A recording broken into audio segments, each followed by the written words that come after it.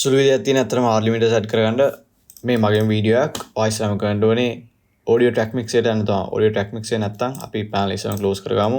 window ගිහිල්ලා මෙන්න තියෙන audio track mixer. audio clip mixer තමයි audio meters තමයි audio track mixer ගියා. ඊට පස්සේ මෙන්න මෙහෙම තමයි එන්න ඕනේ. මෙහෙම එන්නේ නැත්තම් ප්‍රශ්නේ තියෙන්නේ වාගේ මෙන්න මෙහෙම එනවා නම් මෙන්න මෙතන තියෙනවා පොඩි arrow එක. ඒ ක්ලික් කරපුවාම මේ තත්ත්වයට එනවා. මේකෙන් පෙන්වන්නේ වාගේ තියෙන ඔක්කොම audio 1 2 3 4 වාගේ audio lines එක තමයි පෙන්වන්නේ මෙතන. අන්න ඒ ටික තමයි පෙන්වන්නේ. ඔයාලා දැන් add කරගන්න ඕනේ පළවෙනි audio එකට නම් ඒ කියන්නේ A1 කියන මේ line එකේ තියෙන එකට නම් මෙන්න මෙතනින් ඔයාලට hard limiter එක add කරගන්න පුළුවන්. නැත්තම් මුළු කුට්ටියටම මුළු වීඩියෝ එක add කරන්න ඕන නම් මෙන්න මේකෙන් තමයි add කරගන්නේ. ඔයා ඉස්සලාම මෙන්න මේ වගේ columns තියෙනවා. columns වලින් මේ rows තියෙනවා.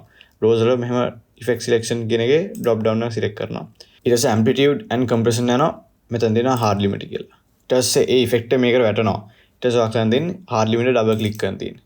ඊට පස්සේ ඔයාලා දා ගන්න පුළුවන් මෙතනින් ඔයාලට ඕන hard limiter එකේ ප්‍රමාණය. අපි සාමාන්‍ය -6 තමයි දාන්නේ. YouTube වල පාවිච්චි කරන standard එක අපි -6 දාලා command S එකක් දීලා මේ close කරලා දාන්න තියෙනවා.